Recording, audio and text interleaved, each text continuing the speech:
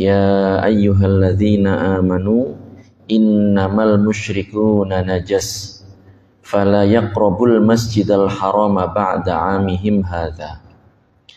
Wahai orang-orang yang beriman, sesungguhnya orang-orang musyrik mereka adalah najis, maka hendaknya mereka, orang-orang musyrik ini, tidak mendekati Masjidil Haram setelah tahun kita yang sekarang ini. Kalau kita perhatikan di ayat ini, ya, orang-orang musyrik itu disebut dengan najis. Dan ini bukan dikarenakan tubuh mereka kotor, bukan. Tetapi melainkan disebabkan keyakinan mereka yang menyekutukan Allah Subhanahu wa taala. Dan ini adalah najis maknawi, ya, bukan najis fisik. Ini poin yang bisa kita ambil dari ayat tersebut. Kemudian juga larangan bagi kaum musyrik untuk mendekati atau memasuki Masjidil Haram, ya, dalam rangka melaksanakan ibadah haji dan umroh. Jadi pada masa itu tidak hanya umat Islam saja yang melaksanakan ibadah haji dan umroh. Mereka orang-orang musyrik juga, ya, melakukan ritual, ya, yang mereka sebut dengan haji dan umroh, ya. Tentunya beda, ya. Prosesi ritualnya seperti apa beda. Fuadi ham fa'as'ifni wa bil ikram attahifni ruhi attahifni fuadi ham fa'as'ifni wa bil ikram. Alhamdulillahi rabbil alamin, wassalatu wassalamu ala sayyidina Muhammadin thahal amin wa ala alihi wa ashabihi tayyibin at-tahirin. Rabbi shrah li sadri wa yassir li amri wa thabbitna 'alal imani ya akramal akramin. Allahumma la sahla illa ma ja'altahu sahla wa anta ya hayyu ya qayyum taj'alul hazna idza syi'ta sahla. Allahumma rzuqnal ikhlasa fil qawli wal amali wan niyyah.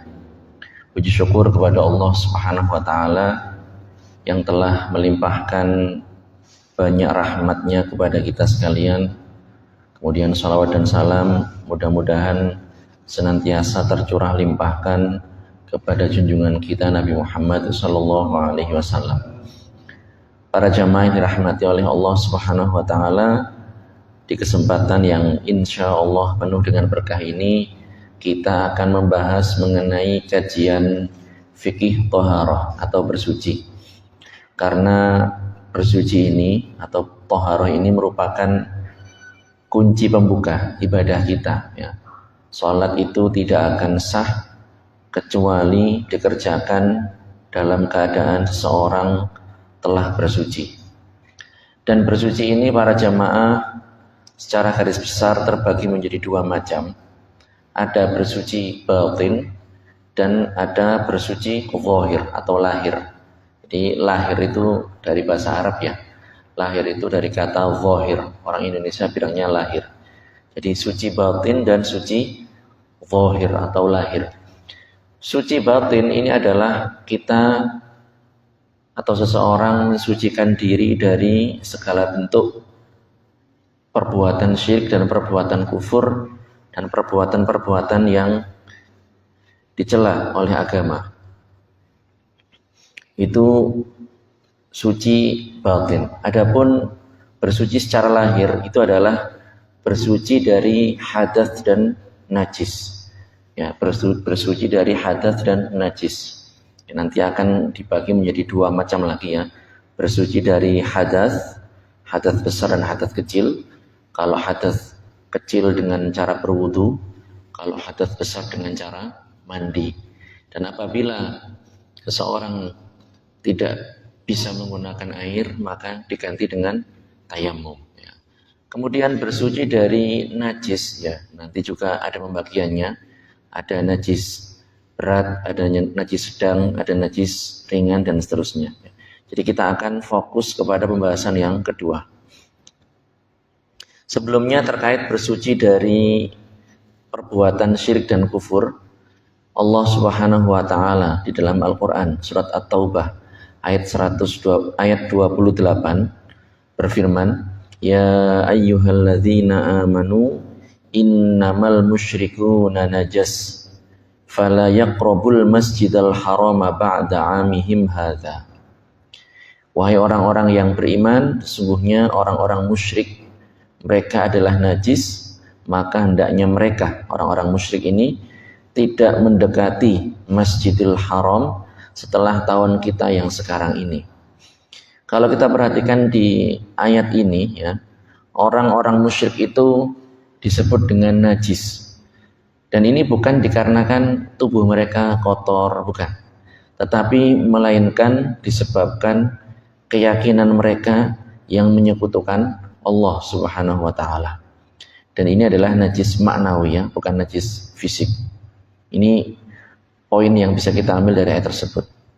Kemudian juga larangan bagi kaum musyrik untuk mendekati atau memasuki Masjidil Haram ya, dalam rangka melaksanakan ibadah haji dan umroh. Jadi pada masa itu tidak hanya umat Islam saja yang melaksanakan ibadah haji dan umroh.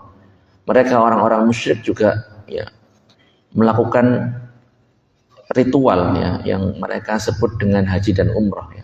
Tentunya beda ya. Prosesi ritualnya seperti apa beda. Kemudian di akhir ayat tadi, di potongan ayatnya disebutkan ba'da 'amihim hadza. Itu adalah terjadi setelah tahun 9 Hijriah ya. Jadi tahun itu diumumkan bahwasanya orang-orang musyrik ini tidak lagi diizinkan melaksanakan haji ke Ka'bah. Dan ayat ini para jamaah secara eksplisit ya menyatakan bahwasanya orang mukmin itu tidak najis. Ya, orang yang musyrik itu najis berarti dipahami dari situ bahwa orang mukmin itu tidak najis. Dan itu ditegaskan di dalam hadis Rasulullah Shallallahu Alaihi Wasallam. Ya, suatu ketika sahabat Abu Hurairah radhiyallahu anhu itu ya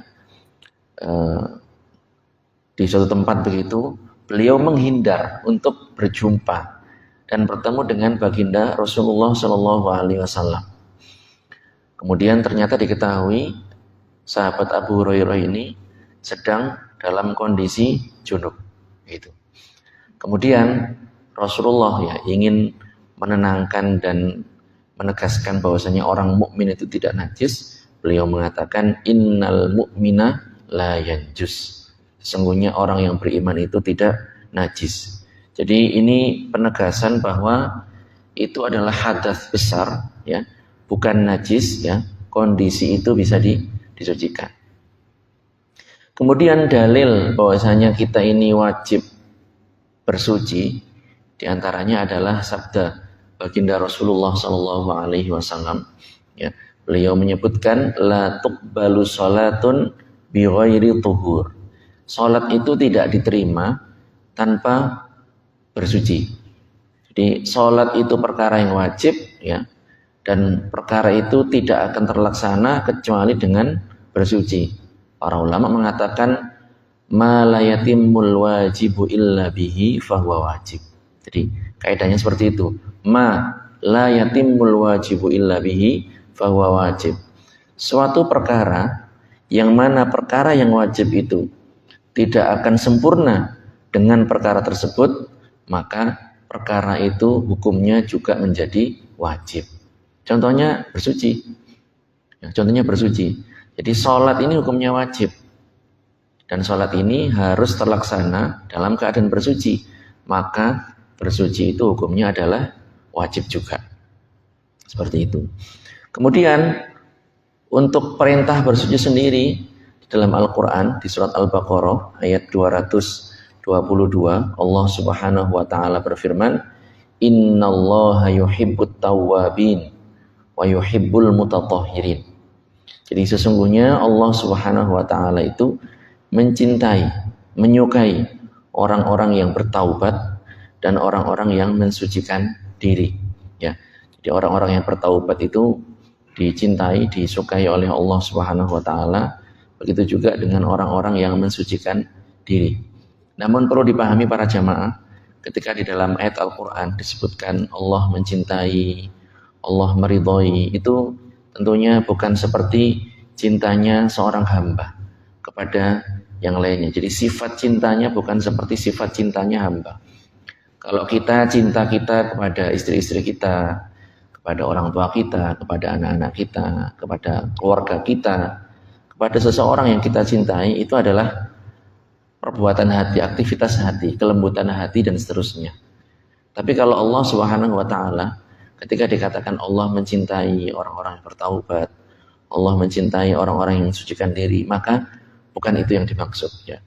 Begitu juga ketika dikatakan Allah murka, Allah marah dan seterusnya, itu jangan dibayangkan kemudian ada pergolakan hati seperti halnya itu terjadi pada manusia, bukan. Ya, ini hanya kesepakatan dari segi lafal, tapi dari segi makna beda. Contoh lainnya adalah yang paling gampang, kita mengatakan kita ada. Kita juga mengatakan Allah ada. Tetapi adanya Allah itu tidak sama dengan adanya kita.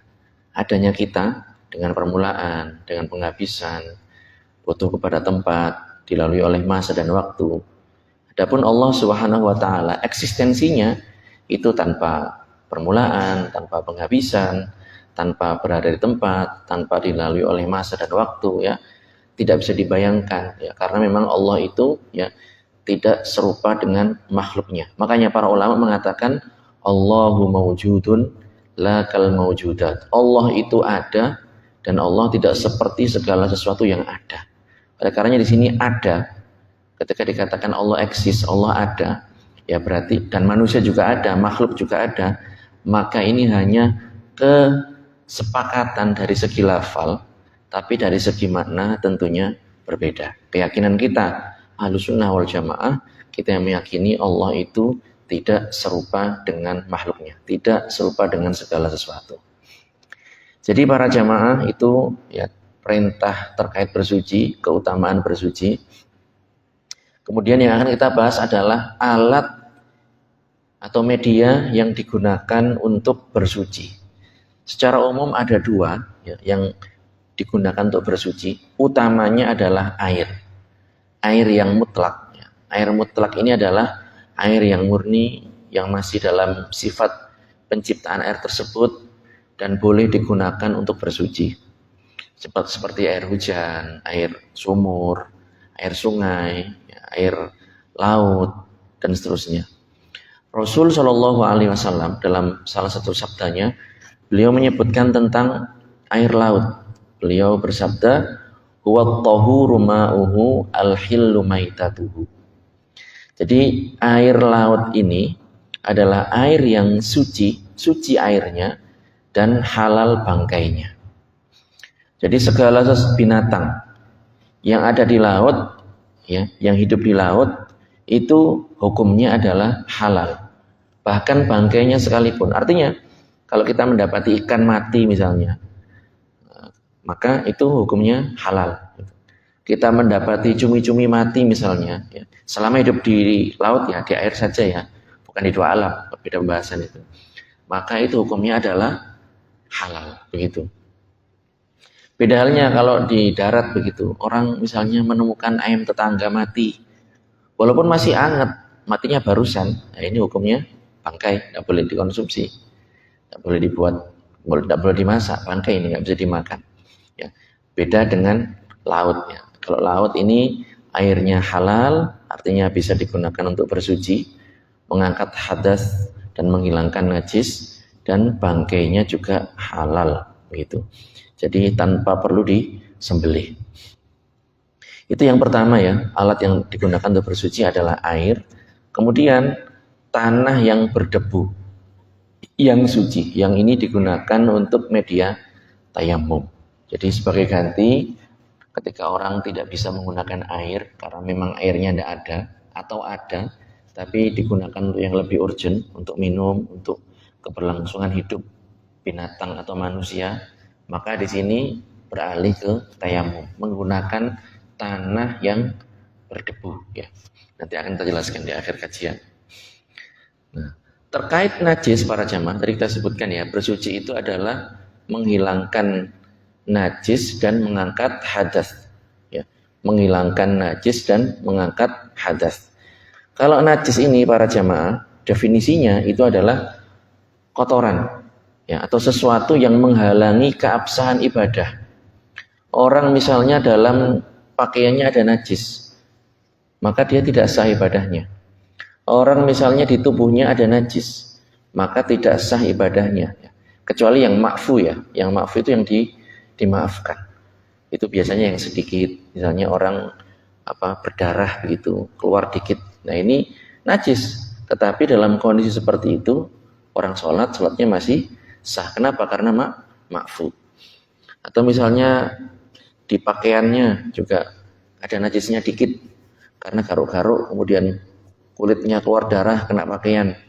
Ya, maka pakaian ini hukumnya adalah ma'fu, jadi dimaafkan. Seperti itu. Tapi hukum secara umum adalah ketika badan terdapat najis atau pakaian terdapat najis, maka ini menghalangi keabsahan ibadah. Begitu. Oleh karenanya dari segi definisi, najis itu diartikan adalah sesuatu atau gampangnya kotoran yang menghalangi sahnya ibadah. Tempat misalnya kena najis, sajadah atau lantai misalnya kena najis, maka tidak sah orang beribadah di situ ya. Sama. Jadi baik itu tempat, badan maupun pakaian. Dan najis ini para jamaah terbagi menjadi 3 level, 3 tingkatan. Dan cara membersihkannya, cara mensucikannya juga berbeda-beda, menyesuaikan dengan level dan tingkatan masing-masing. Ada najis ringan atau disebut dengan mukhaffafah, ada najis sedang disebut juga dengan mutawassithah, kemudian ada najis berat disebut dengan mughalladzah. Yang ringan ini adalah najis yang merupakan air kencing. Ini kebanyakan orang sudah tahu ya, air kencing bayi laki-laki yang belum makan atau minum kecuali air susu ibunya, dan bayi ini usianya di bawah 2 tahun, maka air kencingnya ini adalah najis mukhaffafah. Selain itu maka masuk ke yang berikutnya, kalau enggak mughalladzah ya mutawassithah. Itu. Kemudian najis mughalladzah itu adalah najis yang berasal dari anjing, babi dan peranakannya. Peranakan keduanya atau salah satunya. Babi kawin dengan kambing misalnya, punya anak kambing. Nah, ini peranakan babi kan, maka ini hukumnya sama. Anjing kawin dengan kucing misalnya, keluarnya kucing, maka ini hukumnya sama, ikut hukum anjing. Ya, seperti itu. Nah ini mughalladzah. Selain yang saya sebutkan tadi, semuanya masuk kepada mutawassithah yang sedang. Jadi kencingnya bayi perempuan, kencingnya orang dewasa, kotorannya, ya, kotoran hewan, ya, semuanya ini masuk ke mutawassithah.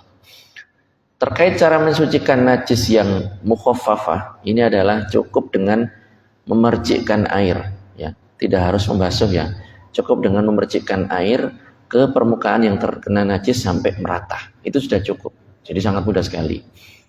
Kemudian untuk najis yang mughalladzah, kita mughalladzah dulu ya. Ini sedikit perlu tenaga karena memang harus dibasuh sebanyak 7 kali. Dan salah satu basuhannya ini harus dicampur dengan tanah begitu. Sebelum kita bahas ke mutawassithah ya, ada pembagian najis dari segi yang lain. Ada najis hukmiyah, ada najis ainiyah. Ada najis hukmiyah, ada najis ainiyah. Najis ainiyah itu adalah najis yang ada wujudnya, ada bendanya, ada baunya, ada rasanya, ada warnanya.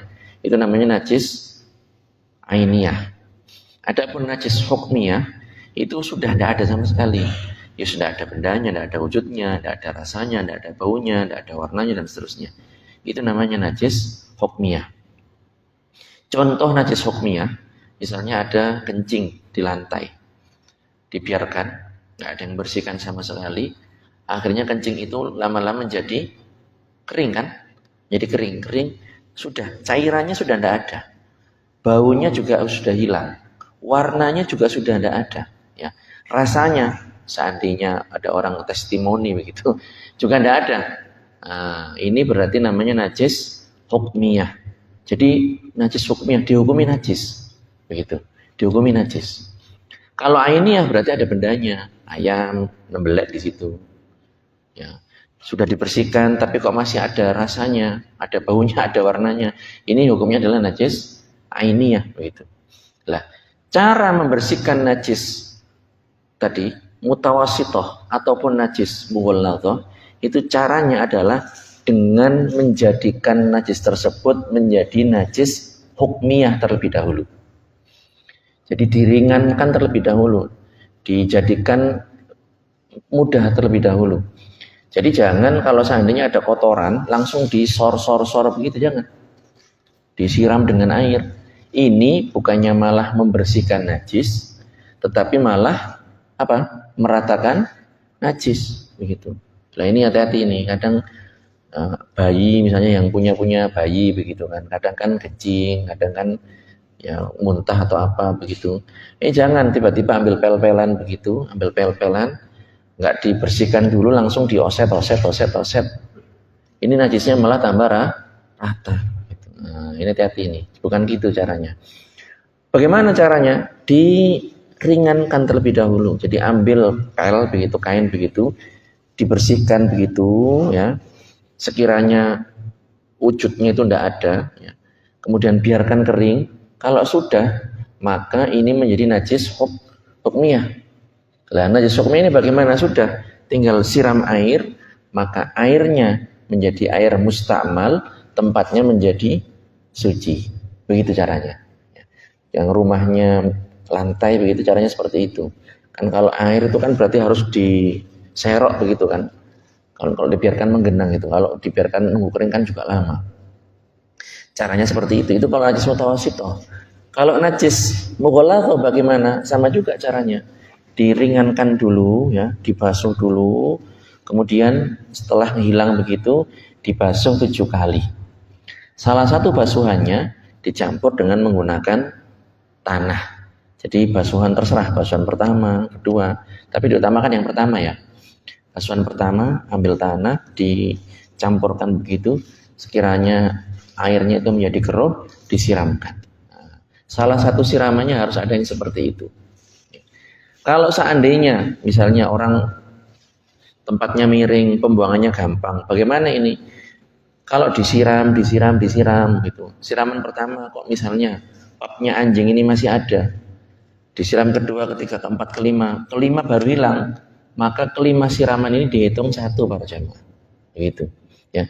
Jadi bukan 7 kali ini dalam kondisi kotorannya masih ada, bukan. Tapi kalau sampai hilang, yang menghilangkan najis itu dihitung sekali walaupun jumlahnya banyak. Jadi begitu cara menghilangkan najis. Ya. Bagaimana kalau najis itu di pakaian misalnya? Kadang orang pakaiannya, sarungnya kena najis, kecipratan najis. Dan ini tidak harus dicuci semuanya, tidak. Cukup dicuci bagian yang kena najis saja. Ujungnya misalnya kena, ya sudah, itu dikucek dengan air, sudah selesai. Tapi jangan dicemplung ke timba ya, ke air yang mengalir, begitu. Kenapa? Kecuali kalau airnya banyak, gitu. Misalnya nyucinya di laut, misalnya, ini tidak masalah. Tapi kalau airnya sedikit, tidak. Karena begini, nanti di pembahasan mengenai air ini, air itu ada kalanya air sedikit, ada kalanya air banyak. Air sedikit ini adalah air yang kurang dari 2 kolah. Air banyak berarti yang 2 kolah atau lebih, begitu. Nah, air yang sedikit ini ketika terkena najis, berubah ataupun tidak, maka air itu menjadi air najis. Beda halnya dengan air banyak. Kalau air banyak terkena najis, dilihat. Kalau berubah di sini bisa warnanya, rasanya, baunya, salah satunya, terserah. Maka kalau berubah, maka air ini menjadi najis. Tapi kalau tidak berubah, maka air ini tetap suci. Misalnya orang dia berlibur, naik kapal bot misalnya, atau naik kapal berlibur begitu. Kemudian dia kencing di laut. Misalnya semuanya kencing di laut, kan nggak berubah itu air laut dikencingi orang satu kapal itu kan. Maka air laut ini dihukumi suci, walaupun dikencingi oleh orang satu kapal gitu, karena tidak berubah. Nah begitu. Lah, oleh karenanya ketika mensucikan sesuatu, entah itu pakaian atau yang lain, dengan menggunakan air yang sedikit, maka syaratnya adalah air yang mendatangi, bukan benda yang najis tersebut yang mendatangi air. Karena kalau benda tersebut yang mendatangi air, maka ini nanti airnya menjadi air najis para jamaah. Jadi itu seputar menghilangkan najis. Berikutnya kita akan membahas mengenai cara mengangkat hadas. Kita mulai dengan hadas kecil. Hadas kecil ini dihilangkan dengan cara berwudu. Ya. Rukun wudu ada 6, ya. Dan namanya rukun berarti harus terpenuhi. Kalau tidak terpenuhi, maka wudunya tidak sah. Dan ini bahaya. Kalau wudunya tidak sah, maka salat tidak sah. Allah Subhanahu wa taala berfirman di surat Al-Maidah ayat 6, ya ayyuhalladzina amanu idza qumtum ilas sholati faghsilu wujuhakum wa aydiyakum ilal marafiqi wamsahu bi ru'usikum wa arjulakum ilal ka'bain. Wahai orang-orang yang beriman, apabila kalian hendak mengerjakan sholat, maka basuhlah muka kalian. Nah, ini satu. Kemudian basuhlah juga tangan kalian. Ini 2. Sampai siku-siku ya. Kemudian usaplah kepala kalian. Ini 3. Kemudian basuhlah juga kaki kalian sampai mata kaki. Ada 4 di sini. Padahal kita tahu rukunnya wudhu ini ada 6 kan. Tapi di ayat ada 4. Nah, bagaimana ini? Benar seperti itu. Jadi dari ayat ini diambil 4 rukun. Ada 2 rukun yang belum disebutkan, yaitu rukun berupa niat. Niat ini diambil dari sabda Rasulullah SAW, innamal a'malu binniyat. Nah itu, makanya orang harus niat dalam ibadah itu supaya diterima oleh Allah harus berniat. Kemudian yang terakhir adalah tertib sesuai dengan urutan yang disebutkan dalam Al-Quran. Kalau ini diambil dari hadis Rasulullah, ibda'u bima bada'allahu bihi. Rasul pada saat itu beliau ditanya mengenai sa'i. Dari mana ini? Dari sofa ke Marwah apa Marwah ke sofa? Kemudian Rasul mengatakan ibda'u bima bada'allahu bihi. Mulailah dengan apa yang dimulai oleh Allah. Nah, dalam Al-Quran itu disebutkan innas sofa wal marwata min sya'airillah. Jadi disebutkan sofa dulu baru kemudian Marwah. Tapi redaksinya umum para jamaah, semua masuk. Mulailah dengan apa yang dimulai oleh Allah Subhanahu wa taala. Dan Imam Syafi'i mengambil ini diterapkan juga di pelaksanaan terkait wudu. Nah, di wudu itu disebutkan muka dulu, kemudian tangan, ada urut-urutannya. Maka Imam Syafi'i mensyaratkan rukun wudu adalah tertib, begitu. Kita akan kupas secara ringkas saja. Yang pertama niat tadi ya, niat ini dalam hati ya, bersamaan dengan basuhan pertama. Kita akan bahas yang wajib dulu, bersama dengan basuhan pertama. Jadi pada saat kita membasuhkan air ke muka kita, disitulah kita niat. Dan niat ini letaknya di hati ya, tidak syarat diucapkan dengan lisan, begitu. Apalagi sampai keras-keras mengganggu, begitu tidak harus ya. Kalau mau ya silakan, nawaitul wudu'a lirafil hadatsil aswari fardhon lillahi ta'ala. Boleh, tapi tidak syarat. Yang penting kita menghadirkan dalam hati kita bahwa kita melaksanakan ritual yang namanya wudu untuk mengangkat hadas. Gitu. Kemudian membasuh seluruh wajah.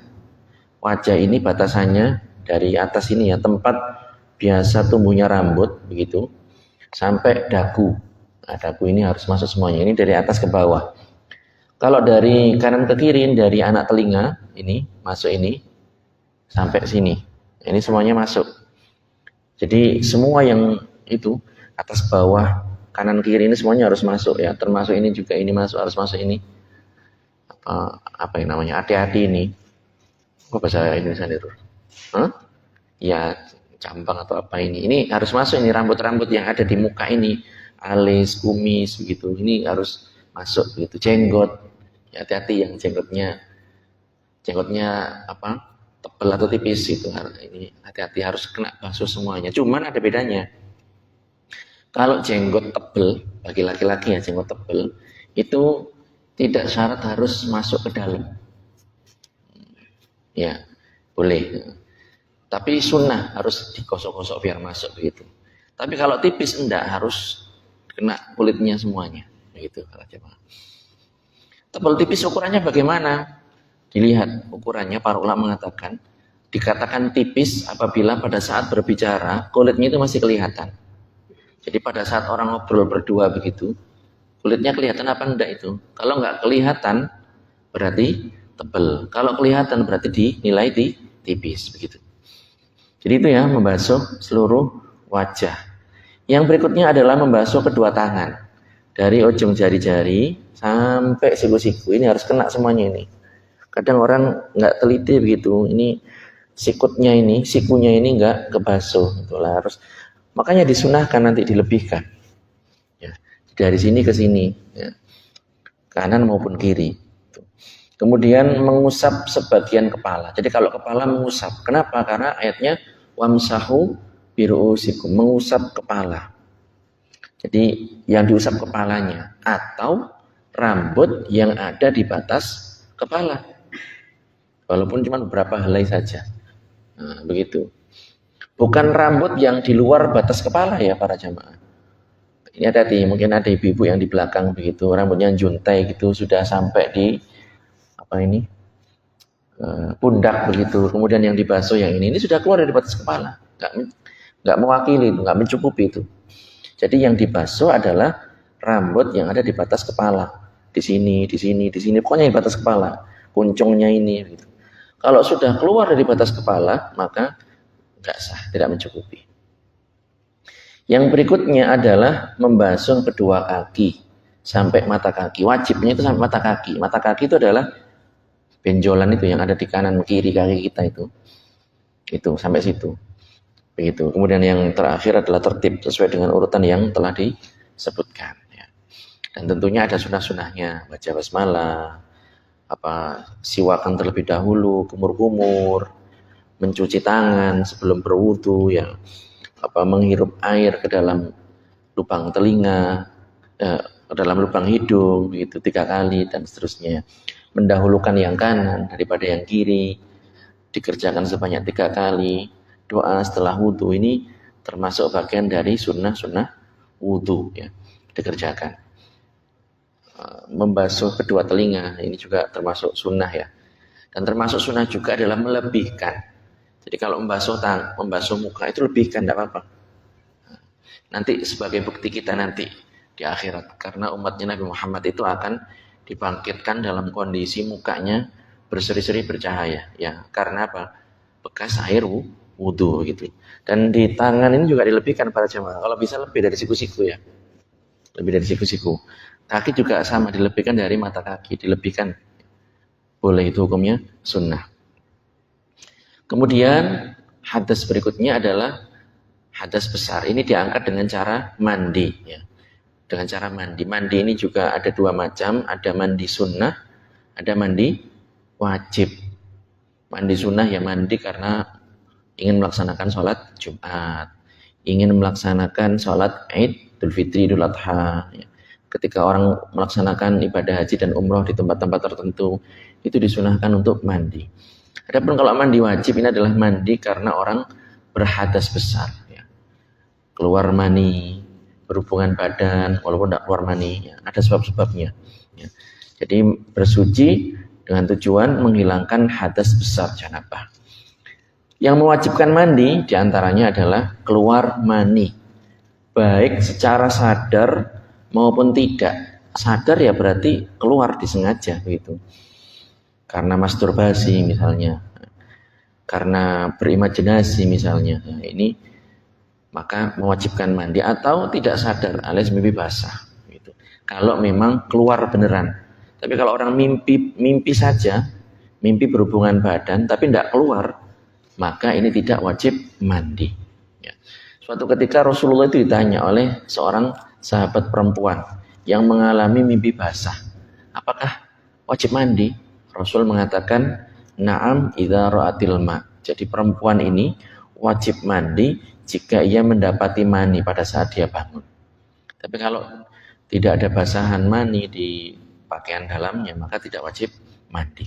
Jadi keluar mani mewajibkan mandi. Yang berikutnya adalah berhubungan badan suami istri. Walaupun tidak sampai keluar. Jadi kalau belum sampai klimaks, ini sudah dewasa semua ya. Jadi walaupun belum sampai klimaks, kecuali ada adik-adik di sini, ini tetap mewajibkan mandi. Satu celup misalnya, ya sudah, tetap wajib mandi begitu, walaupun belum tuntas begitu.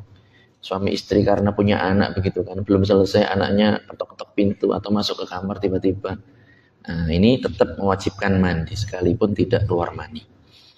Yang berikutnya adalah haid atau nifas, terputusnya darah haid atau nifas. Ketika hendak mengerjakan sholat, maka wajib mandi terlebih dahulu. Kemudian yang keempat, ini adalah meninggal dunia. Ya, tentunya ini wajib mandi, tapi kewajibannya atas orang yang masih hidup. Gitu. Rukunnya mandi ada dua para jamaah, sangat simpel sekali. Hanya ada dua. Yang pertama adalah niat mengangkat hadas besar, ya, pada saat menyiramkan air untuk kali pertama. Kemudian yang kedua adalah meratakan air ke seluruh permukaan tubuh, baik kulit maupun rambut. Jadi harus rata semuanya, ini rambut kena, semuanya harus kena, ini rambut, kulit, segala macam ini. Kalau ini nggak ada perincian, jenggot walaupun tebal, rambut sepanjang apapun, semuanya harus kena di sini. Ya. Itu rukun mandi.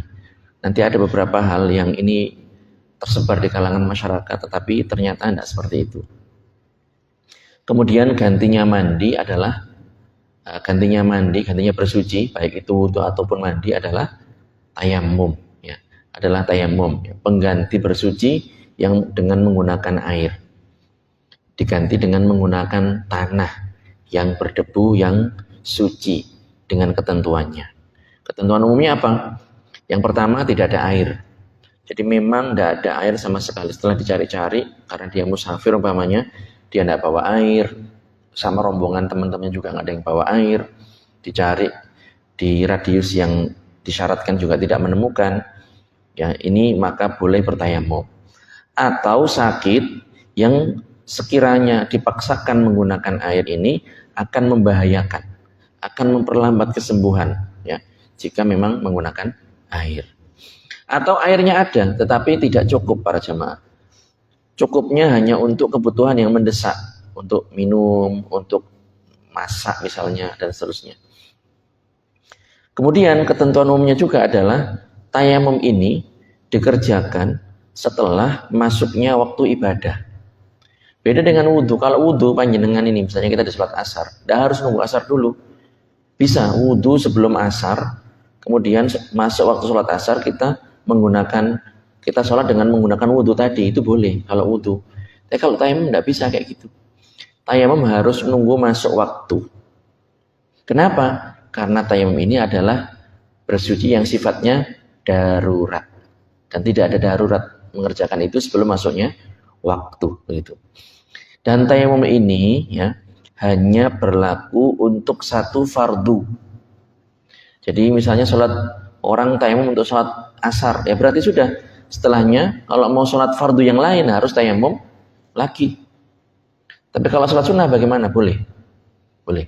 Misalnya orang dalam perjalanan, ya, kemudian menjamak sholat tayamum, ya sudah untuk sholat yang pertama, kemudian untuk sholat yang kedua maka dia harus tayamum lagi, begitu. Dalilnya adalah firman Allah Subhanahu wa taala di surat An-Nisa ayat 43, "Falam tajidu ma'an fatayammamu sa'idan thayyiba famsahu biwujuhikum wa aydikum." Apabila kalian tidak mendapati air, maka bertayamumlah. Bertayamumlah kalian dengan apa? Tanah. Ya, fatayammamu sa'idan thayyiba, dengan tanah para jemaah. Tayamum itu dengan menggunakan tanah, tapi tanah yang berdebu, tanah yang suci yang berdebu, yang nempel itu debunya. Tapi tayamumnya menggunakan tanah. Begitu, bukan luluran, bukan sekedar debunya, bukan. Makanya tidak sah itu kalau orang kemudian oset-oset tembok begitu, oset tembok, oset dinding pesawat terbang misalnya, oset dinding kereta api. Ini praktek yang keliru. Jadi ayatnya jelas, fatayammamu sa'idan thayyiba. Sa'id itu artinya adalah tanah, permukaan bumi maksudnya, bukan dindingnya kendaraan, ya, apalagi dinding pesawat yang first class begitu kan, nggak, mana ada debunya itu, nggak ada begitu. Dan lagian juga di sana ada air begitu. Wudhu itu nggak harus locor-locor begitu, habis air berapa puluh liter, enggak. Dengan air segini saja, berapa ini? 250 liter, ini cukup ini para jamaah. Yang penting tahu ilmunya begitu. Jadi ini penting. Itu ya. Jadi itu praktek, termasuk praktek yang keliru gitu kan. Orang di kendaraan dia bisa nunggu di bandara, nunggu di stasiun gitu, nyampe gitu. Dia sholatnya di dalam gitu.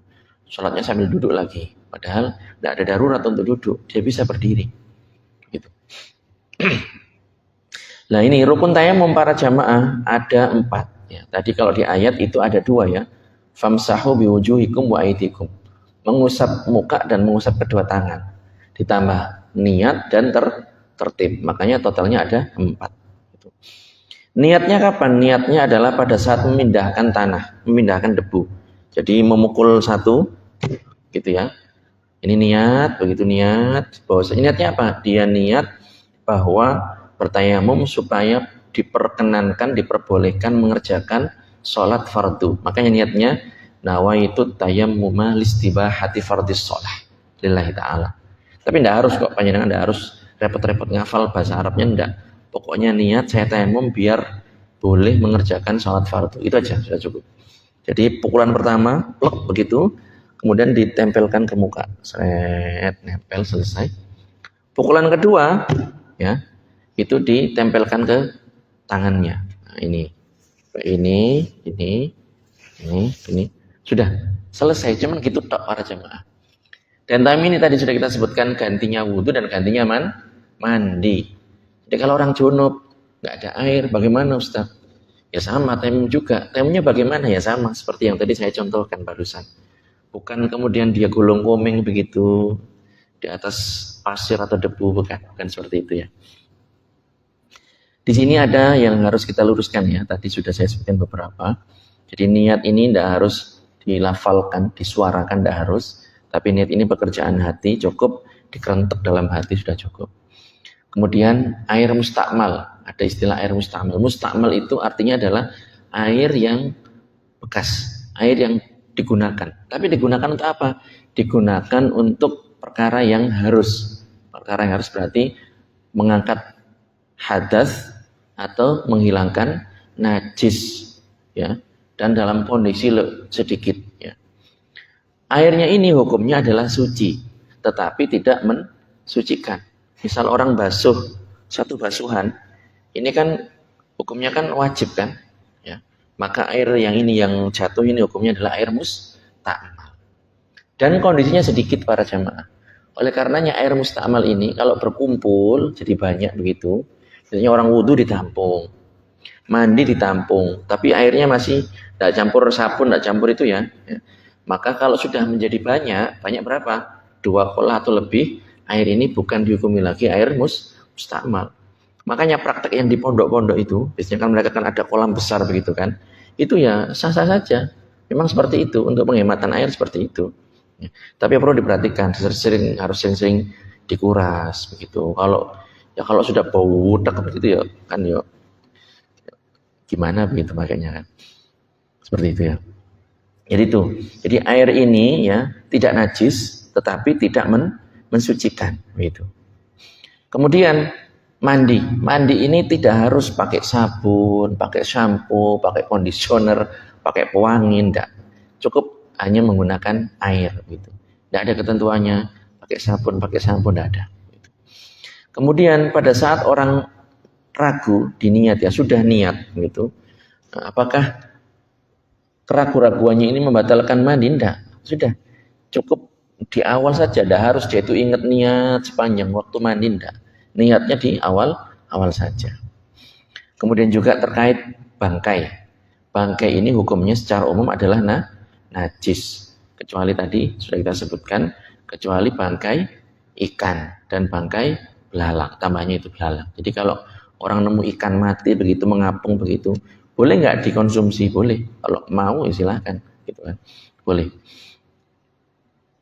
Kemudian juga ya tadi kan kita sebutkan kalau najis mughalladhah, babi atau anjing itu salah satu basuhannya dengan dicampur dengan tanah. Bisakah digantikan dengan sabun, deterjen begitu? Enggak bisa ya. Karena memang ketentuannya seperti itu. Jadi sabun ini tidak mengganti tanah begitu. Jadi tidak sah. Jadi tetap harus dicampur dengan tanah. Kemudian kalau menyentuh kemaluan lewat pakaian, bagaimana ini? Hukumnya adalah tidak membatalkan wudhu. Hukumnya tidak membatalkan wudhu. Jadi kalau menyentuh kemaluan, tapi di luar itu dengan pakaian, garuk-garuk kemaluan misalnya, maka ini wudhunya tidak batal. Kemudian juga ketika orang buang angin pada saat mandi, ini bagaimana? Mandinya sah nggak? Sah. Tetapi dia harus wudhu lagi. Gitu. Jadi hadas besarnya sudah terangkat, tapi hadas kecilnya belum, makanya dia harus wudhu lagi. Kemudian kalau menyentuh perempuan yang bukan mahram, bagaimana? Ya, yang sudah disyahwati, menyentuh, ini bagaimana hukumnya? Hukumnya adalah membatalkan wudhu. Sekalipun pasangan sendiri, sekalipun istri sendiri. Dengan catatan, yang disentuh ini adalah kulit para jamaah. Jadi kalau sentuhan kulit dengan kulit, maka baik yang menyentuh maupun yang disentuh, ya maupun istri sendiri, maupun orang lain maupun istri sendiri, maka wudhunya batal. Dalam mazhab Syafi'i seperti itu. Kalau yang disentuh kulit. Adapun apabila yang disentuh itu adalah rambut, ya habis wudhu belai-belai rambut istrinya, dosa enggak istrinya sendiri. Kalau istrinya tetangga ya nggak boleh. Tapi dan di sini wudhunya tidak batal. Menyentuh gigi misalnya, kok gemes lihat giginya istri begitu putih banget. Nah ini wudhunya tidak batal. Atau kuku, kan bukan kulit kan? Ini wudhunya tidak batal. Gitu.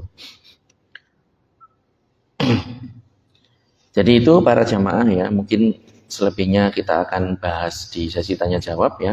Mudah-mudahan bermanfaat apa yang saya sampaikan. Intinya adalah mari ketika kita melaksanakan tohara itu benar-benar memastikan sesuai dengan sebagaimana mestinya. Dan kalau kita punya anak itu dicek wudhu dicek misalnya, diangkat tangannya nyampe apa enggak itu. Sudah diajarin anak-anak kita atau adik-adik kita atau ponakan-ponakan kita. Dan tidak perlu was-was ya. Tidak perlu was-was, sudah wudhu sekali ya niat lillahi ta'ala, sudah jalankan, pelajari ilmu agama sebagaimana mestinya, kerjakan, sudah selesai. Karena was-was ini dari setan. Intinya begini, kita harus berpikir bahwasanya setan itu tidak menghendaki kita berbuat baik. Oleh karenanya menjadikan kita ragu, was-was begitu. Orang mau sholat nggak mulai-mulai kan, orang mau wudhu nggak kelar-kelar begitu kan, sampai tandurnya habis begitu, nggak selesai wudhunya. Nah ini was-was ini para jamaah ya. Demikian bisa disampaikan, mudah-mudahan bermanfaat. Monggo apabila ada yang mau ditanyakan silakan.